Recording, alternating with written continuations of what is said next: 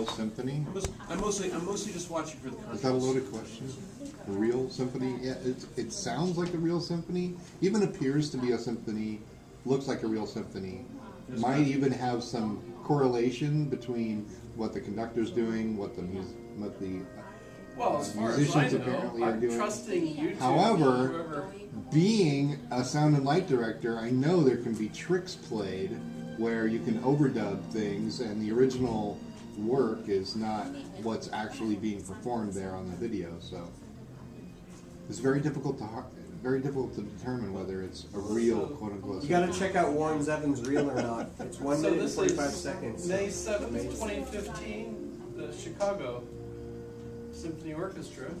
I thought I heard some gunshots. Yes, in the background. the reliability rubric is pretty high. I would rate it maybe an 8 or a 9 based on your references. That's actually posted by the Chicago Symphony, according to, if I trust it. Right, but they're biased, see, and they want their music to sound perfect. So they might take the perfect symphony that's been done, if it's been computer edited? that's computer Has it been edited, edited? and then Isn't overdub. that just a better copy of?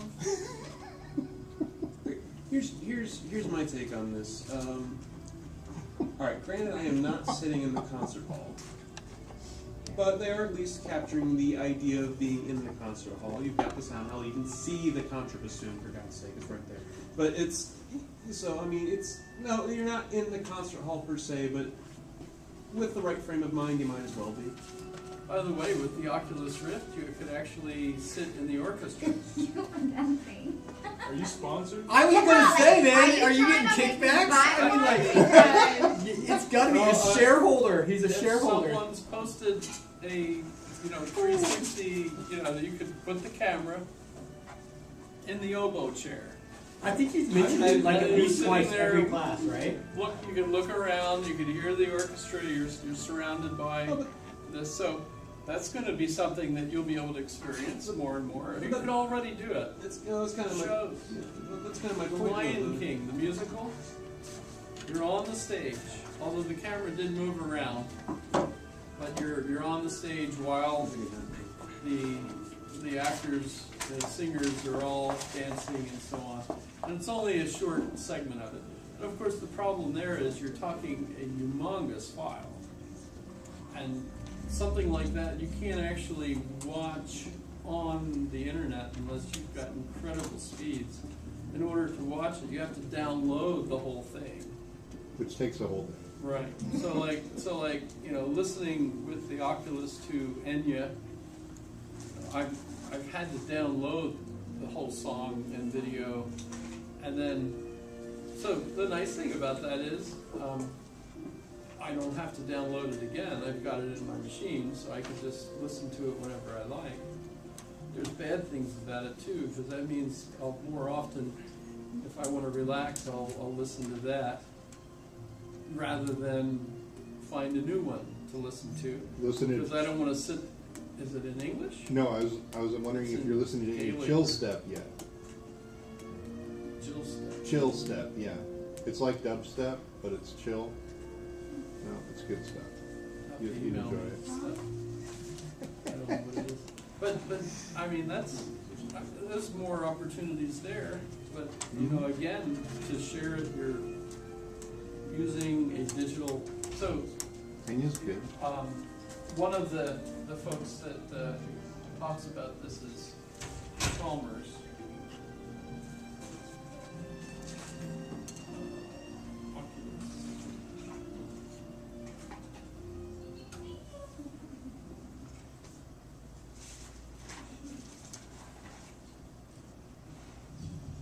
Let me use this one. Oh, that's not the one I want. These young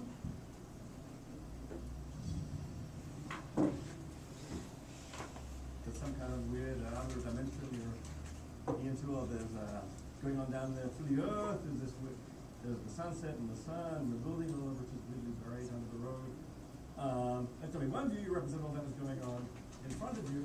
The other view is that perceptually seems to you that all this is going on behind. So VR is virtual What reality. is virtual reality with or without previous experience? With or without knowing that it's a virtual reality. Now, I think the cases here are very much analogous to the mirror cases. I'm inclined to think that the VR case is really quite analogous to the mirror case. I'm surprised. To start with, one certainly can get illusion in virtual reality. If you enter a virtual reality without knowing it's virtual reality, then I think one will perceive objects as in front of one in ordinary space. But that's David Chalmers. Actually, we'll talk about him at another time. So it does dovetail into this, of course, pretty neatly. But there is a short video that he does where he's actually got the Oculus Rift on, which is kind of neat. So see, it's also not just for fun or therapy, it's also for my education with regard to this new world of virtual reality and what we're dealing with, right? So, and I've shared it with friends. That's the advantage of the laptop, is I can actually move it to places rather than like a desktop. So I can take it to Villanova, plug it in, invite all my friends over, they put it on and promptly fall down. Which is not good when you're 95 years old, you know, because it's very disorienting. You know, you put it on and all of a sudden you realize, whoa, it looks like I'm on a helicopter flying, you know, over New York City. You know, and especially when they do you the favor of sticking the camera out over nothing, so that when you look straight down, it looks to you like you're standing in air over. Yeah, My wife would not be able to tolerate that. She can't watch 3D movies because it makes her nauseous. So, bummer. One of the passages to show how we can So this is Daniel Dennett. a little Now you can see why I wore the jacket and shirt that I wore. It's the closest I can get. And I didn't wear a tie, But it is because rather like I don't know why, but he didn't wear a tie. You need the glasses. Usually, glasses. Oh, there it is. There it is. Yeah. Okay. I'm sorry about the hair. I'm still better off. But he's got about 10 years on me, so that's okay. This is the book he's plugging here, so that tells you it's an old.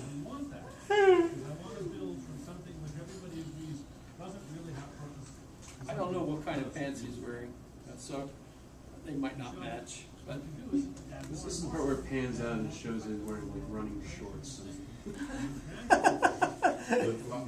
Yeah, it's Crocs. Bill, did you think of a quiz question for us?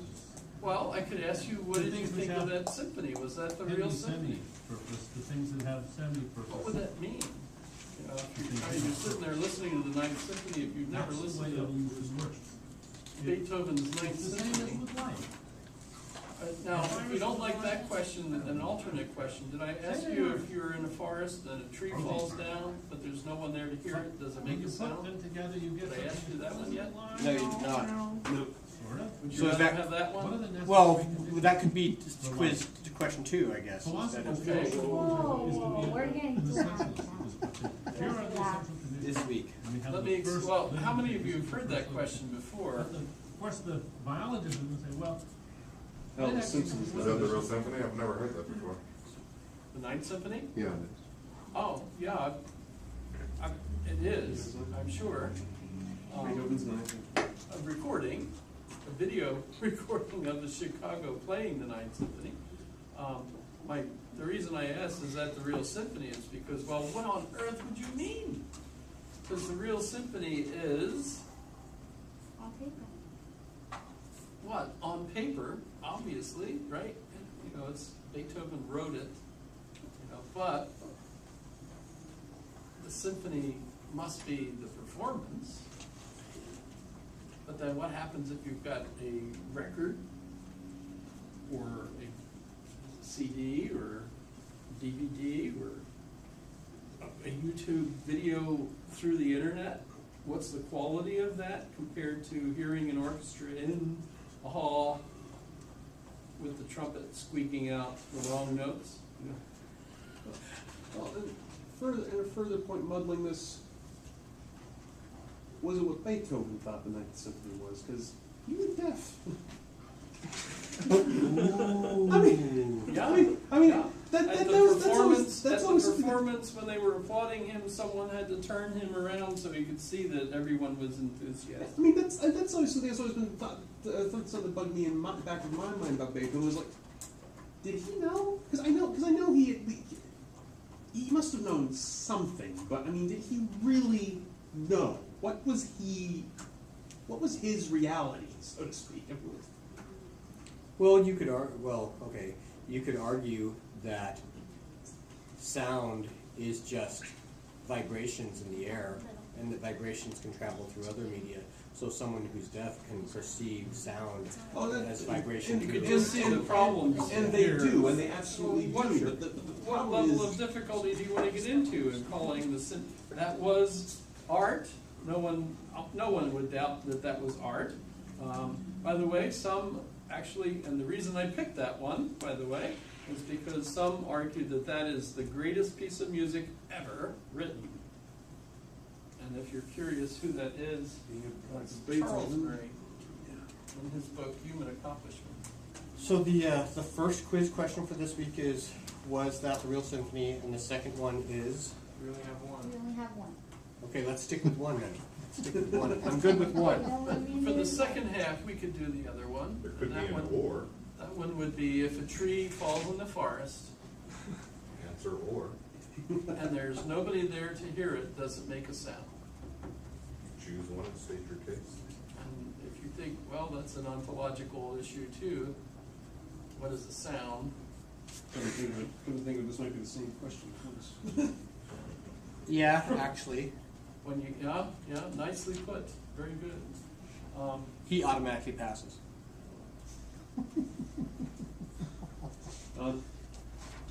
There we go. If the tree falls in the forest, You know, But if it's you, Beethoven. if you take my course, you get an A in philosophy. Beethoven's staying next week. It's here. Okay, so is that an and or an or? Are you asking me? I am. And or an or? In regards to the quiz questions, we have one or two. Oh, every week we have two.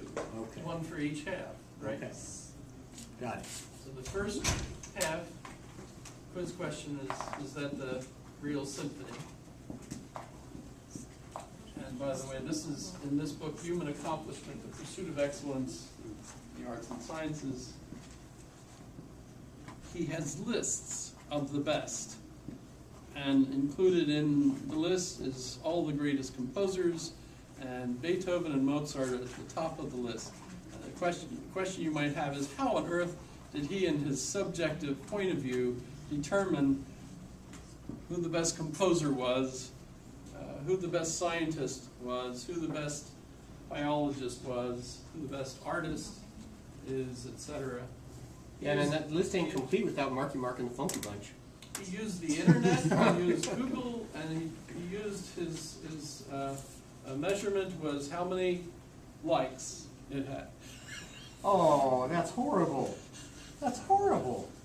So it's good sociological analysis, right? You know, based on what the internet has available.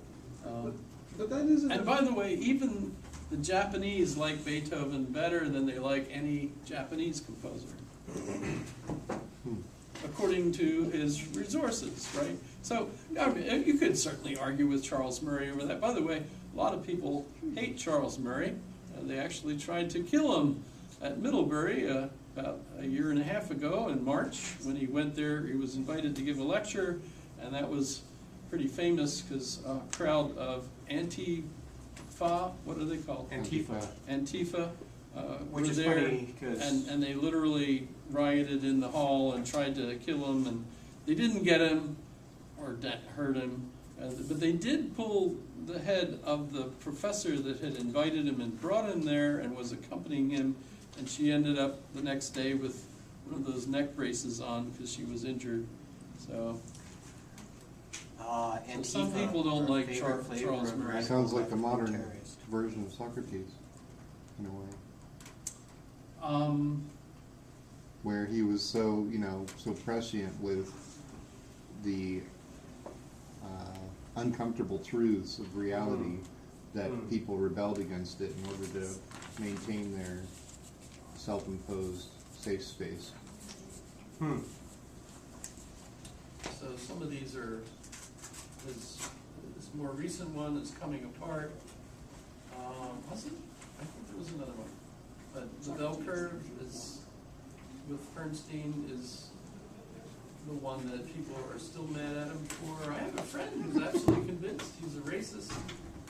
And I mean, I've read that book and I've got underlined the paragraph where he says, if you're reading this book and you can conclude that we're saying that intelligence is race-based, you are misunderstanding what we are saying.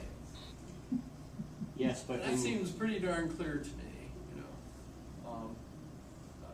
and yet, But in modern Ground. leftism, anyone who disagrees with you or thinks differently is a insert derogatory phrase here. And that just like means that whatever you said doesn't count and I win. Yeah, trying to appropriate the moral high ground as a weapon. I don't agree with you. Therefore, you are a pick your choice of, ist. Expletive. Yeah. And therefore, everything that you said doesn't count and I win.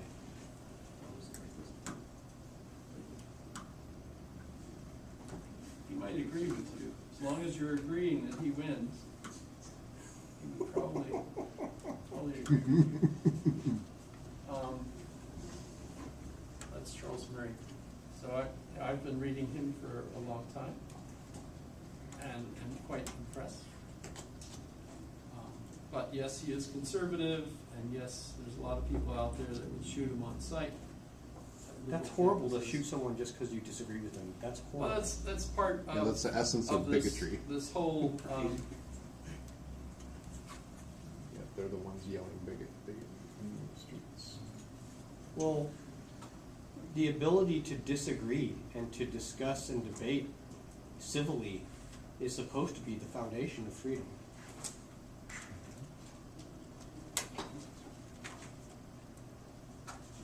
Unless you're Google or a YouTuber or on Twitter. Because if you say anything offensive, you can be banned. But what is offensive? Exactly. Anything that you don't like? Bingo. Anything you don't agree with? save the Bingo. dolphins. Anything Sorry, we've that got to watch an ad about dolphins. anything Dolphins are that awesome, the though. content providers deem is Did I inappropriate tell you I can speak dolphin? based on the 50 complaints that they had. Dolphins, they think, and I think they've shown that dolphins actually do have a language, an actual language. Yes. Oh, yeah. They have I've languages, some used dolphin languages. speak in the pool with my daughter. It worked. John Stuart Mill claimed that when there are persons to be found who form an exception to the apparent unanimity of the world on any subject, even So this if was the at world is Middlebury right, College back it March. is always probable that couple dissentients years have ago. something worth hearing to say for themselves, and that the truth would lose something by their silence. And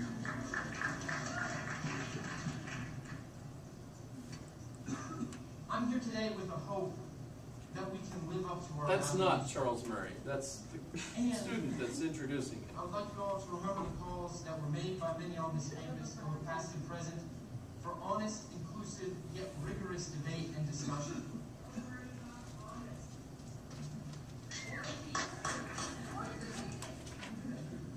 Well, I invite you today to express your opinions. These are truths! And invite you to welcome with me this evening's speaker, You. Dr. Charles Murray.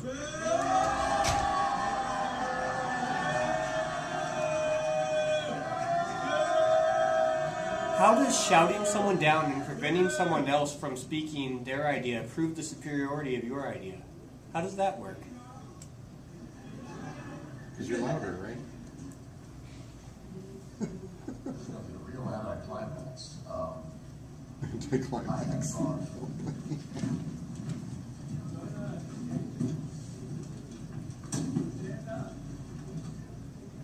thought before I started.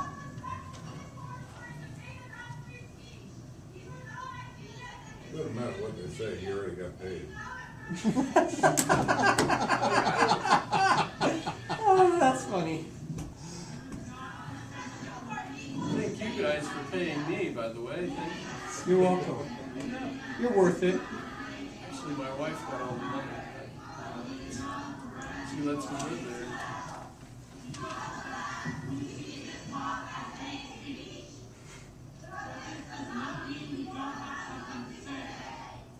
So they didn't let him speak, And they were it reading from a became a script. national furor over this. That was I think the big one, and there were multiple other ones. And Coulter was invited to speak somewhere and actually never ended up being there. There was some other ones. Ben Shapiro. Yeah, so this was a big fight over free speech at universities and so on. But so my point, though, the reason I brought him up is in his book Human Accomplishment, he uses his sociological method in order to analyze the best composers ever, and that's interesting. I mean, you could certainly argue with him, and I'm sure he wouldn't mind your point of view, especially. But still, it's interesting to see why he concluded that Beethoven and Mozart were really neck and neck as to the best composers that ever lived. But Beethoven, he thought, beat Mozart by just, a slight edge. But in any case, and there are, and I don't recall him actually saying which symphony was the best one, but I believe there are folks that will say, they might argue for the seventh. The seventh is that, I mean, they're all really beautiful if you get a chance to listen to Beethoven. The ninth, is of course the last one. And yes, he wrote it when he was clearly deaf. It's just incredible that you could do that.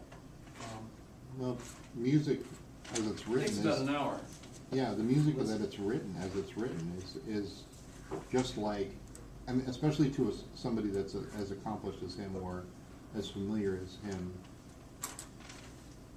It's a cipher, so he's encoding that in just the And then way, we're same decoding way it while as we're we're listening. writing. Yeah. Yeah, exactly. And he The was musicians are intermediaries, of course. 'Cause right. And an example of that is that I can't read a lick of music, but I can compose it because I understand on a keyboard. I understand music theory, and because I understand music theory, I can put pieces together that sound great. I'm sure several of you must have heard that mathematics is the universal language of logic and reason. So then the flip side of that then is that music many is people mathematical. Absolutely. well, but what I was referring to is that music would be the universal language of emotion. Right. Even though it's mathematical. When we which look I at understand brain very scans of people thinking, and even people not thinking, what we see are like music, waves, right? And by the way, if you're not being able to think clearly, you've probably got like a lot of static going, which reflects the confusion you're experiencing. If you're focused on something, you've got basically a melody playing in your brain. And yes, when you're listening to music, that the melody literally transforms the melody in your brain, and that's why the emotion is communicated so absolutely clearly. Unless you resist it. You can actually say, I hate that song, and you can resist it, but A follow-on to that then is that, and this is something that I had in my class notes from last time I was here, is that they've done some science about cats purring, right? And the cats purr at different megahertz or whatever, right? And something about this megahertz and that wave and this megahertz. But anyways, how it affects you. For example, the cat purrs at a certain megahertz, and you perceive these certain megahertz, and your body has a certain response when I hear to a that. cat purr, though, it I'm sounds sure like it's not We are megahertz. Something like that. Hertz. I'm not articulating that. My point is that Have you thought about becoming a philosophy major? Because your mind works just perfectly. Because each thing you hear triggers thoughts that are thanks, great. I think. Yeah, I'm not sure if I just got called old, weird, or I'm not sure. philosophical. Yeah, okay. I'll take it. I'll take it. And believe it or not, we don't really have a whole lot of philosophy majors, and we need them. So, you know, that's Like doctors. You know, well, there. I mean, and by the way, if you're female, it's even more interesting if you become a philosophy major, because we're like one of the last professions to be Male-dominated. infiltrated by women. You know. Well, Break but the what I ceiling. Pardon? Break the ceiling. Great. Yeah, I mean, we have some absolutely marvelous folks right here. Of course, Stephanie, our chair, is female. But, So what I was getting at there however, was you know, that's about the encouragement vibration to- patterns and the waves and so forth, right? And that music and vibrations and certain wavelengths definitely have some sort of effect on people, and there's some sort of cosmic universality Well, about let me it. tie this into Dennett. Okay? And by the way, we're not just talking about Dennett, but also Sartre. So if you saw on the syllabus, I've got two not quite opposites. Dennett is there to tell you that the contemporary science tells us, and this is actually already a few years old, but the contemporary science tells us that yes, our brains are machines to some extent. They're biological machines. He wouldn't say machines, of course, in the Cartesian sense. But you know, your thoughts literally reflect your decision prior to you being aware of it. So the idea that you have freedom of choice is, in one sense, incorrect. You know, the brain is certainly responding to stimuli, etc. On the other hand, he says freedom actually evolves. We've got more and more choices all the time because the complexity of the situation enables us to make all these different decisions. You can't predict what the decisions are going to be because there's so many options that the individual could have, right? Meanwhile, you're still determined, you know, so it still fits the deterministic model. It's just that if we're trying to use that, saying that, you know, a particular, say, infinite God with just one time slice of the situation could predict exactly what you're going to be doing 2 years from now, right? You know, that's a crazy Middle Ages argument, as opposed to, you know, what God really isn't going to do that, I suppose. Although, theoretically, if we look at the Einsteinian time-space continuum, what you're doing 2 years from now is already there, waiting for you to get there, right? So, in that sense, yes, you've already done precisely what you're going to do 2 years, 5 years, 20 years, And maybe it's different all in the stuff other in the past. Oh, that comes up. That's fun to talk about all the different dimensions, but in the same time space continuum, those must all be there too. So that's mind-boggling. But Sartre, if you saw the marvelous YouTube video that I posted of his life, and interviewed some of his girlfriends and so on, some video of Sartre, etc. The significance of Sartre for France was that it's the beginning of existentialism. What do you think of as existentialism? The focus of existentialism is that you are free. You're condemned to be free. You don't have a choice. You have to have a choice. Even if you're in jail, you're free to think about what you think about. The great rock band Rush. You can't has be the determined lyrics. because of the nature of the human consciousness, which traces historically back to Hegel. The very beginning of consciousness is conflict between two sides of you, the subjective side, who's having an experience, and the objective side of you that is you for yourself. So I imagine who I am because of the kind of concepts that people have uploaded into my neck top, right? You know, Bill Jamison, 206-428-256, short, ugly, retired Army, 4 kids, all those things. All those are all loaded into my head so that when I think of who I am, I have this conceptual menu of all these things that, I could go, depending on what kind of iPhone you're using, I could figure out which me are we talking about, right? I'm all this. But that also does limit who I am to within these concepts. So I'm not blonde, not shapely. I don't get any of that. I'm all these things, right? But I'm still free, for Hegel, to decide, should I eat the candy bar or not, right?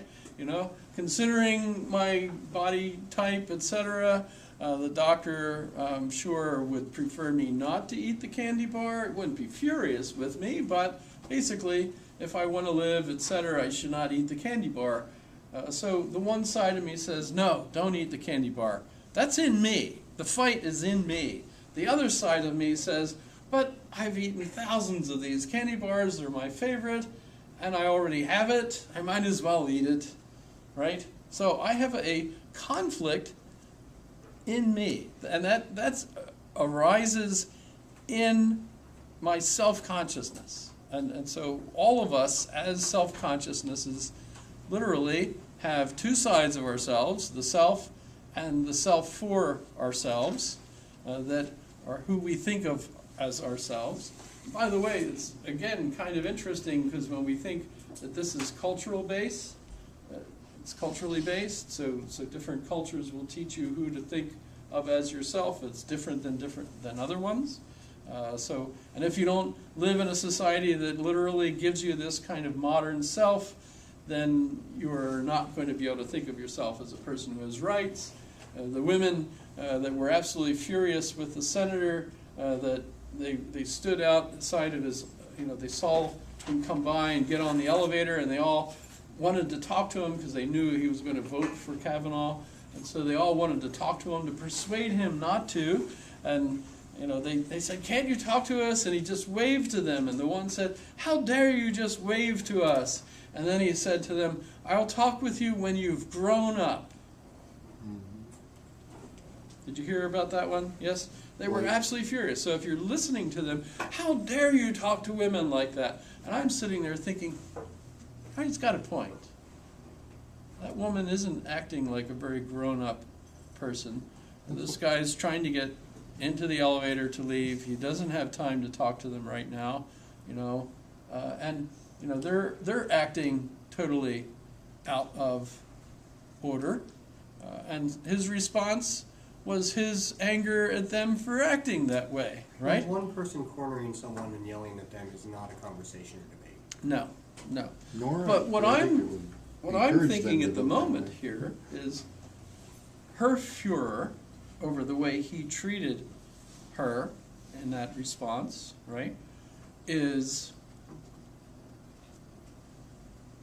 her identity is not being respected by him. And it's not just her identity in that situation. Notice her response is, how dare you say that to a woman? Because women are not being respected. Why is her I'm an entire exemplar identity of solely women, noted to and her you're gender? not respecting me. In fact, the whole situation where the Republicans are trying to ram, and I noticed this expression that they use, they're trying to ram this through, and we're saying no, stop. And we're saying yes, and basically it sounds almost like a rape scenario, writ large. That basically the Senate is trying to ram this and they want to get this done, right? I think that, and the women are trying to stop it. So, Do you see? Based on The beauty of that? uncorroborated I Pardon? think that conjecture. imagery is purposeful. I think they chose that imagery, verbal imagery, on purpose. Yeah. So you have conflict, and it's conflict over how we think of ourselves, the respect or not that an individual gets. I don't know how folks, say, in India feel about how much respect they get. I don't know that they're even, I just picked India because I'm picturing a scene where, there's, again, put the Oculus Rift on and you're like walking over people, to get down, because everyone's sleeping on the street, How much self-respect do these individuals have? Do they have self-respect? Do they have a modern self-consciousness at all, even? You have to already have that in order to think of yourself as a person that's owed rights, owed a living, owed respect, right?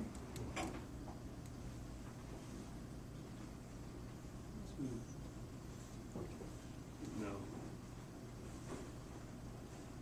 I would say, based on my experience and travels and my exposure to other cultures, I think the one place in the world where I have seen genuine, true, full gender equality is actually in Scandinavia. The Scandinavian culture, Scandinavian countries, and that's the only place I've seen real, true gender equality. One of the fun things, talking about I beg France. to differ, because there is not a one man alive that can give birth, so there is no gender equality. Well, Points for women. Thank you see, very much. Thank I goodness to disagree with women, your by the way, or I wouldn't be here. assumption. It's You, not an assumption, it's a Men scientific do. fact. no, Men you're- do participate. They do spend about 2 minutes There's helping a to make a child. there's a difference That's just the between climax saying you're something talking is equal and something is identical. You seem to be focused on saying something is identical or not identical, and I'm not saying that something is identical or not identical. I'm saying something is equal. So that's a separate issue. What's equal to getting there? By the way, that joke is not my line. I stole that from some. Who the heck was that gave? I think it was, who's the guy that does, it's just water weight. He's the whale. He does the whale. What's his name? Jeff Hannigan. He was here for the fair. Oh, What's his name? Jim Gaffigan. Jim Gaffigan, thank you. Yeah. The women are amazing. He does an absolutely beautiful skit. Women are amazing. They do this, they do that. They said, of course, men participate. They spend about 2 minutes helping. So I copyright. I have to refer that to. Well, Sorry. Something can be different than something else, but still have an equal value. Well, let me get back out of. Well, so there's Daniel Dennett, and I hope you got a chance to listen to this. Although what he's talking about is how complex science is showing consciousness to be. By the way, an earlier book that he wrote was Consciousness Explained, which is, I think, one of the first books that just said the title Explain, and then after that everybody started writing books, Law Explained, like Religion Explained, for example. But if we go back and we take a look at Sartre, that's as a baby or young person, by the way. Much worse, found that other people were no longer Okay, so from General Kelly announces that it will be liberated by French forces of the interior. We did not receive the French extinction. But So this- Sartre's many mistresses found the that's Simone de Beauvoir there, by the way. I will ask That's Sartre. how do you manage with all these women in your life? And he would say, well, I lie to them. His gesture is on, and Yes, to all of them. And even to Simone de Beauvoir, and he would say, especially Simone de Beauvoir, surtout au Casino. That's not what he said. Sorry about that. Simone's most long time Couldn't hear it was very Michel well. Young. Sorry about Few that. minutes. But just so you, if you get a chance, it's a great video about Sartre. Really covers like his whole life till he dies, and the 50,000 people that were marching in Paris at his funeral.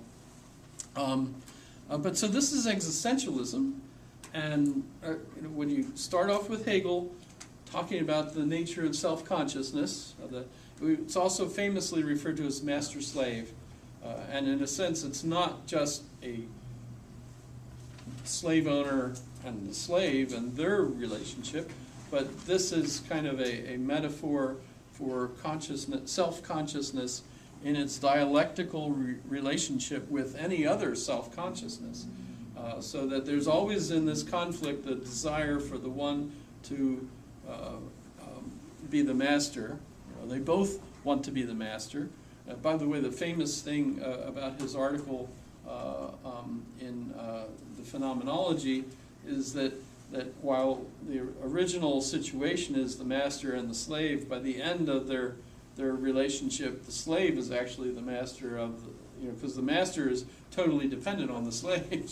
So you get this role reversal, but it's still in my self-consciousness. The master of the candy bar situation is the decision I make, right?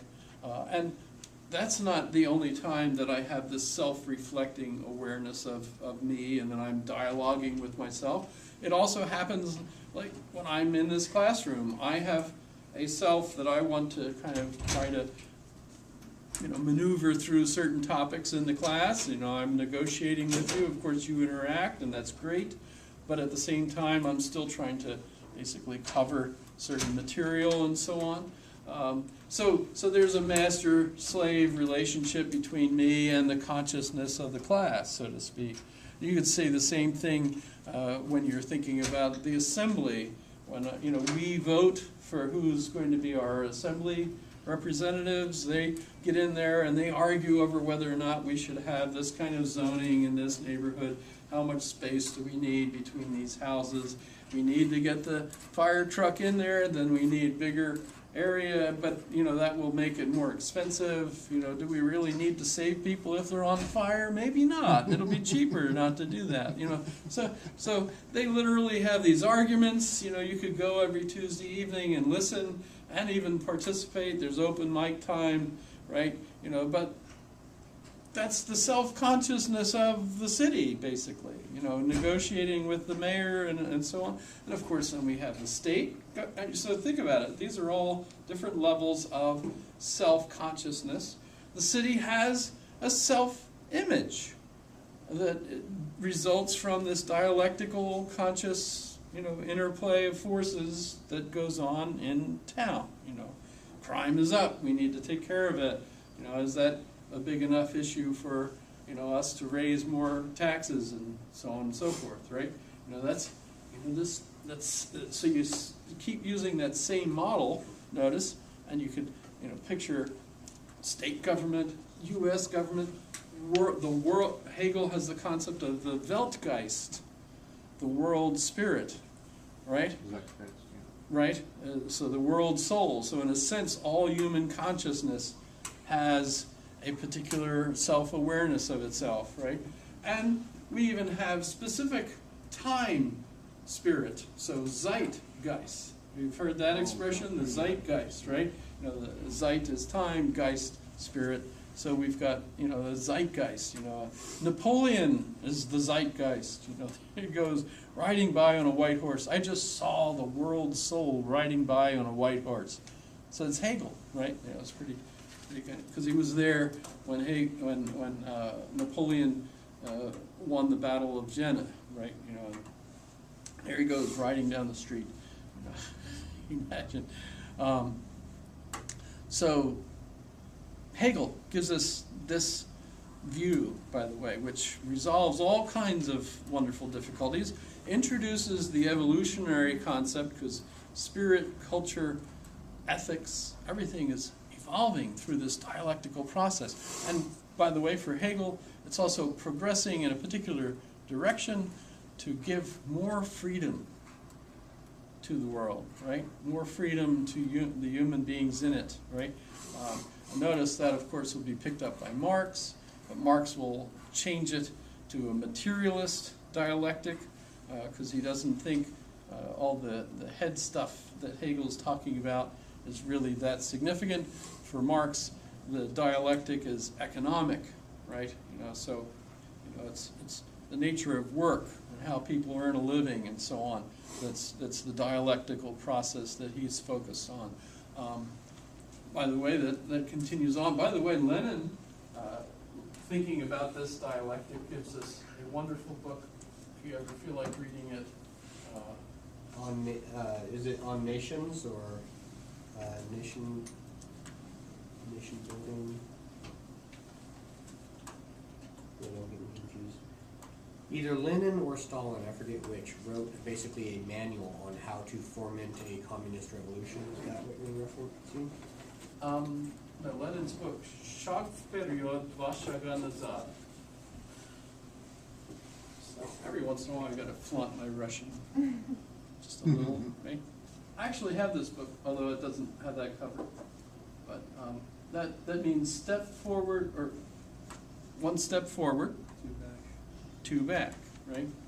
Which turns out to be a communist joke, actually, because obviously the Soviet Union collapsed. Their progress didn't really go very far forward, considering they kept going 2 steps back every step forward they went. That's just hilarious. But you get it. It's this dialectical process, right? It can't just always go forward. Sometimes it goes, when we're looking at Obama, we have 8 years of Obama, and you feel like we're moving in this progressive way, and everybody's that likes that, they're all thrilled, yay, we're moving, it's progress.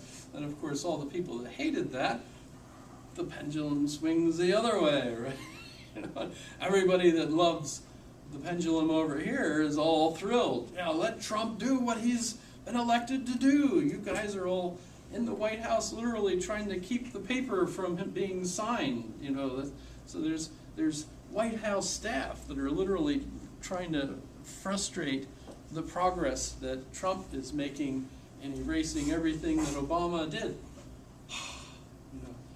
So if you think of it, this is a dialectical process.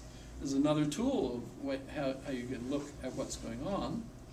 Of course, then we can dial into what's going on with the respect that people feel that they're getting or not. I think I mentioned the book by Fukuyama on identity.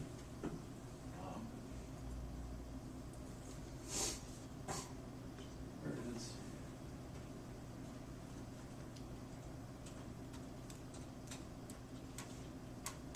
Am I not typing any place?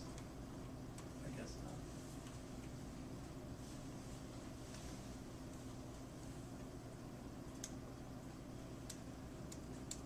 I think I've mentioned this, yes? This is Fukuyama's newest book. Identity. He's using that in a Hegelian sense to analyze how people need food, they need a roof over their heads and so on, but they also need respect. And sometimes the respect becomes even more important than the food.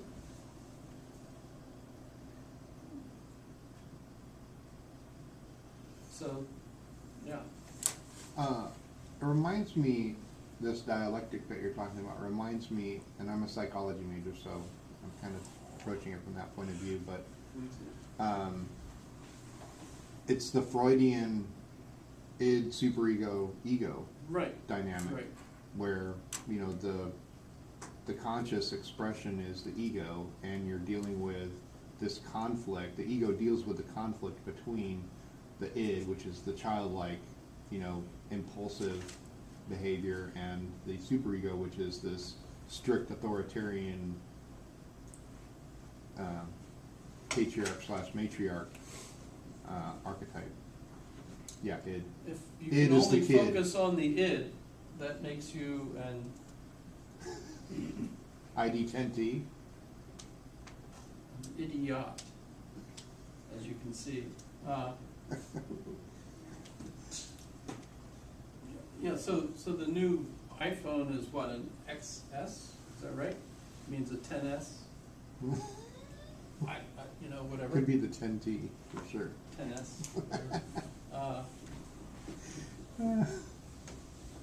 Well, when we Just curious. think of Freud, by the way, Freud was told by people that his psychology sounded like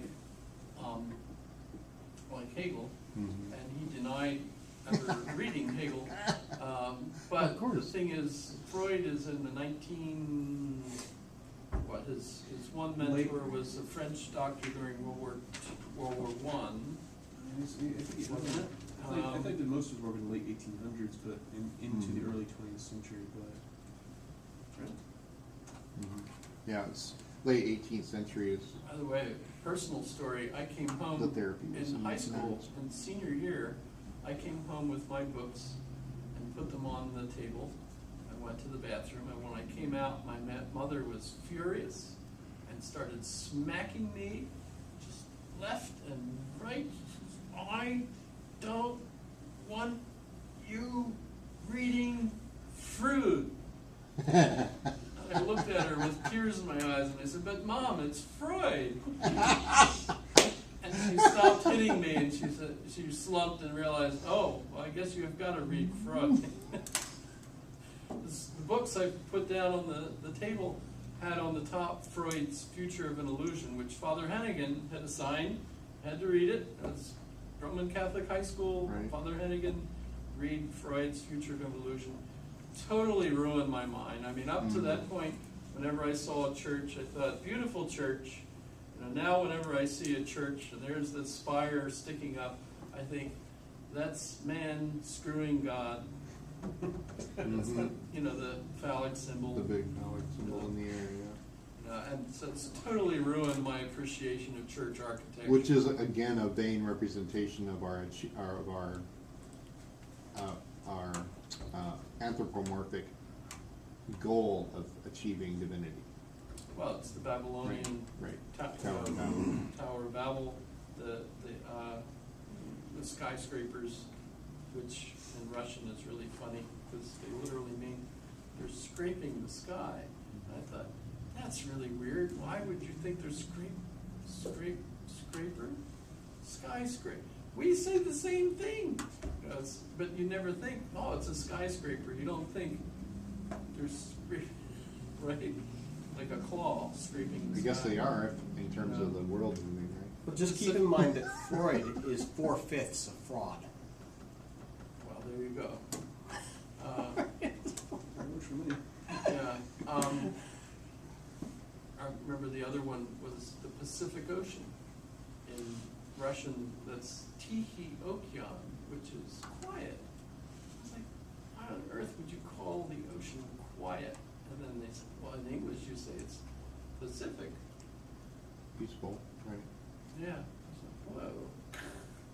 Probably halcyon. Which is another dichotometric analysis between one big ocean and the other, right? It's a taxonomy problem as well, so trying to figure out the root of the shared root, something like that. So. The Indonesians didn't think it was very quiet. I don't doubt them, and they wouldn't have been wrong on that either. I can't believe you just said either. It's over between us. Everyone knows it's either. So my suggestion that you become a But philosophy it could be major is done because you got the either or, same either mental way. illness I have. Thanks, I Studying think. philosophy is a way of enjoying that mental illness, because everything all goes together. Yeah, You know what, sublimating your psychosis. For the first time this semester, you just made it weird. How many of you knew that Freud's middle name was Shlomo? What? I did not know. Really? Wow. Unless, did I share with you the little bit of when Nietzsche wept, where Ziggy is one of the main characters in the movie? That's Sigmund Freud. Excuse me. Brewer's question. Dr. Brewer says, Got more? Pinch the web with your thumb.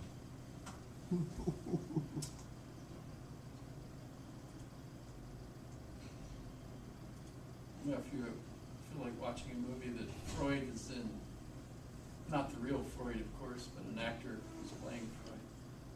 When you On this very minute, jump in, Ziggy. That's Ziggy. I diagnosed This liver is Sigmund cancer Freud today. and Dr. Brewer. I never get used to my patients dying. Well, get used to it, young Dr. Freud.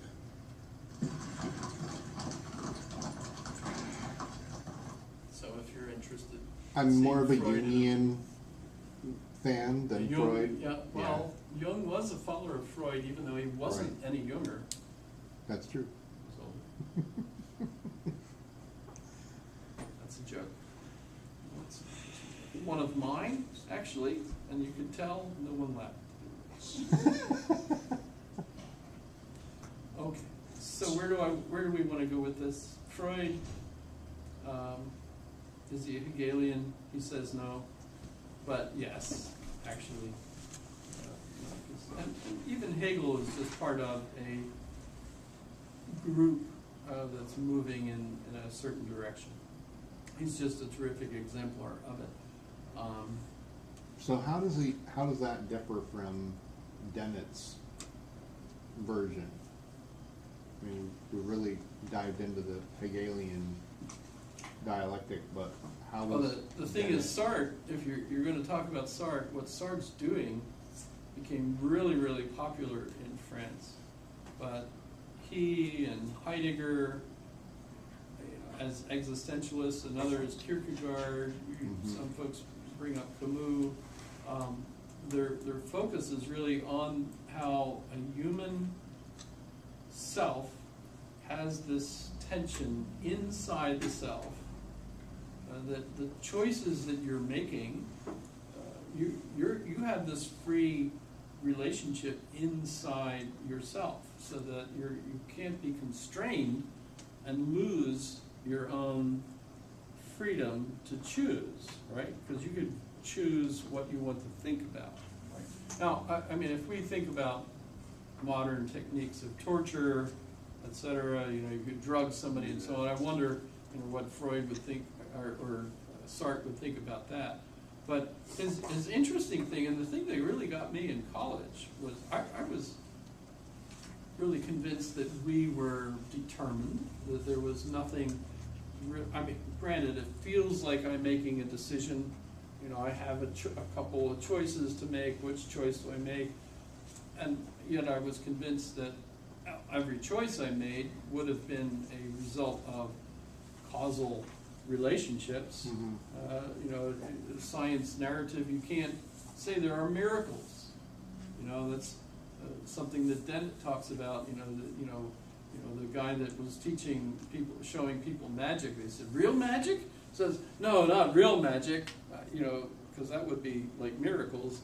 But the kind of tricks that you can do to fool people. Oh, not real magic, right? So he comes up with this great line that so the kind of magic he uses is fake. That's the kind of magic you could really have is fake magic, not real magic.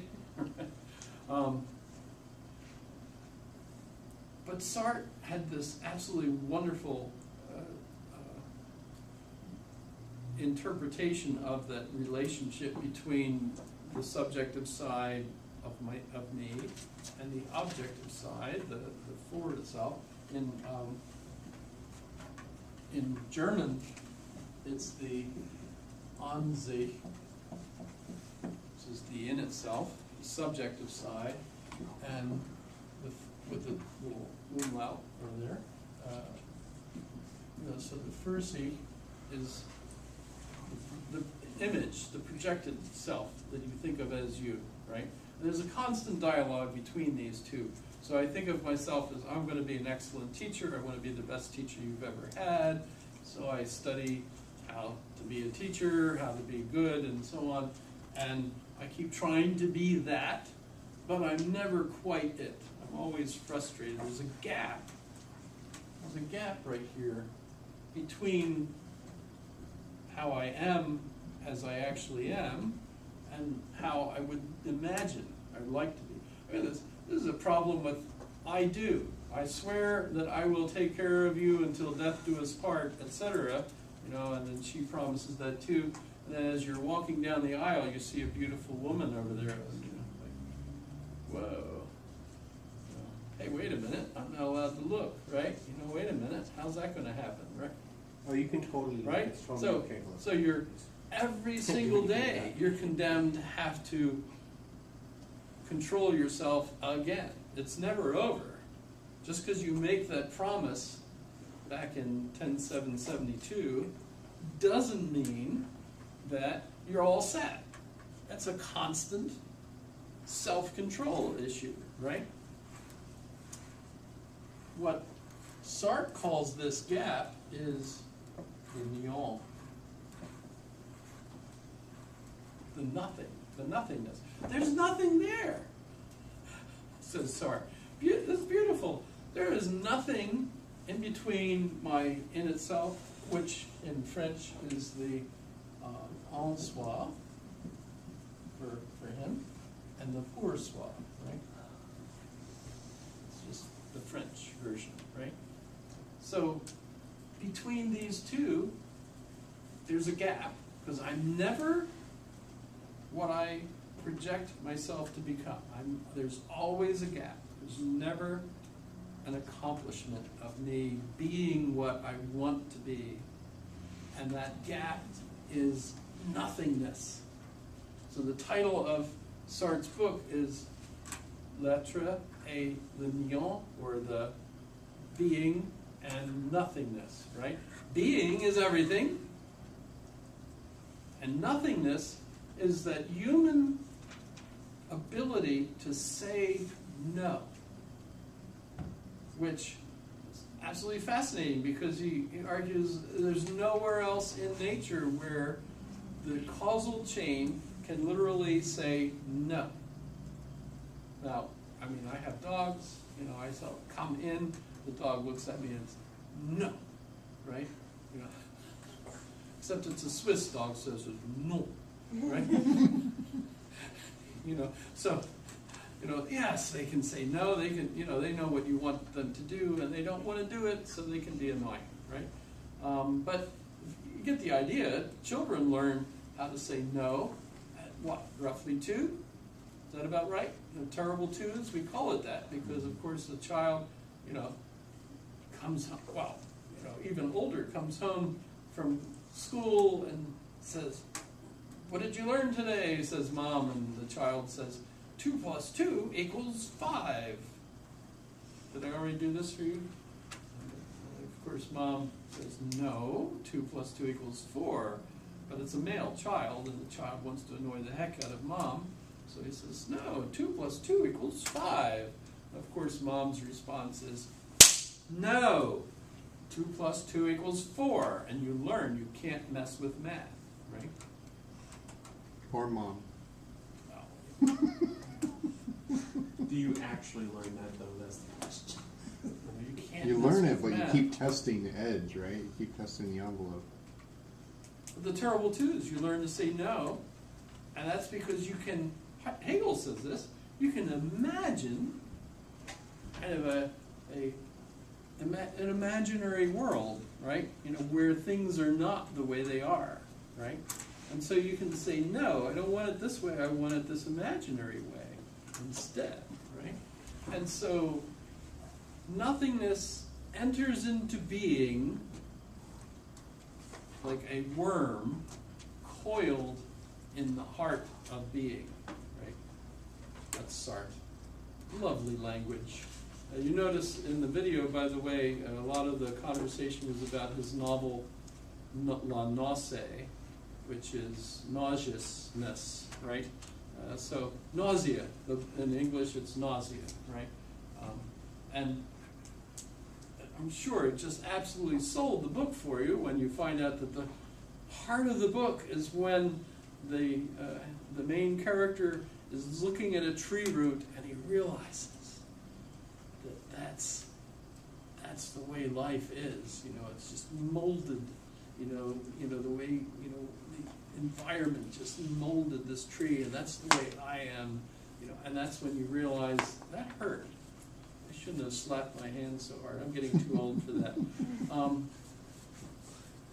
That's when you realize that we are free. We're being molded, but at each stage we can make our own choices, right?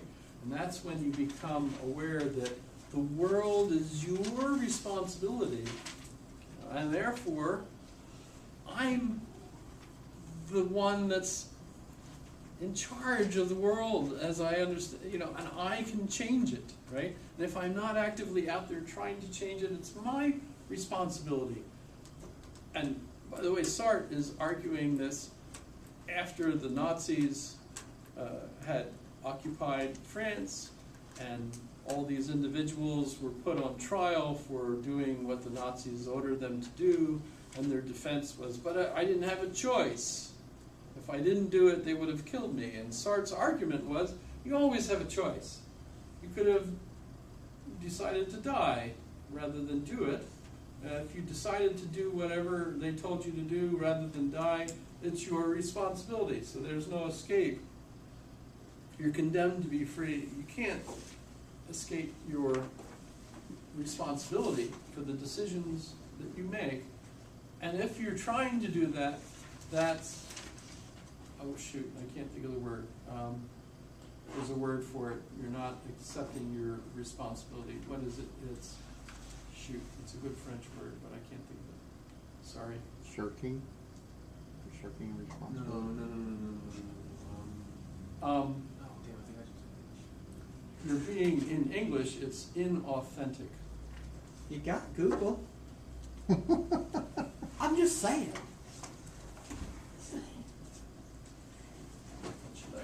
By the way, one of the cool things about the U.S. military is that when you take your oath of enlistment, it says that you'll follow lawful orders. So if they say, Sergeant Hines, go round up the Jews, I can say, no. Inauthentic. I don't remember that. However, it's not ringing a bell. I don't know why. But in any case, so you're being inauthentic is his expression. How about fake? There's actually a good chance of in French, no? Faux? Well, just put what you want in there and do Google Translate or Babelfish. This is good. Okay. Inauthentic. For inauthentic. So you're not being authentic. And by the way, that really persuaded a lot of French people. They were very depressed after everything that happened, World War II. And he came out and he basically turned them psychologically around, and they became kind of overnight, he became like the writer that everybody in France was kind of anxious to read, and he became a mega star. Everyone started visiting the cafe where he and Simone de Beauvoir would be sitting there writing, and eventually got to the point where he moved back in with Mom to get away from the crowd of people that were constantly annoying. So wait a second, that was his height of success, was to move back in with Mom. Yeah. Ooh. Cool. That's Freudian too. And he didn't like his stepdad. Oh, so wow. Definitely Freud. some Oedipus complex Yeah, going on there. Oh my goodness. So I gave you 2 quiz questions, yes? Yes. You did both. Basically. Yeah. So just another Friday night at ACAL. Was that the real symphony? And then the other one was tree, forest, sound. Tree. You're probably the only one here that got that. Any questions for me? Are you guys having fun? Oh yeah. You've been great, Bill. You're awesome as always. Thanks for humoring our intellectual discourse. I hate it, but I keep on coming, so do I. You already paid, right? You already paid. Yeah. Already Yeah. paid. Have a good one. You too.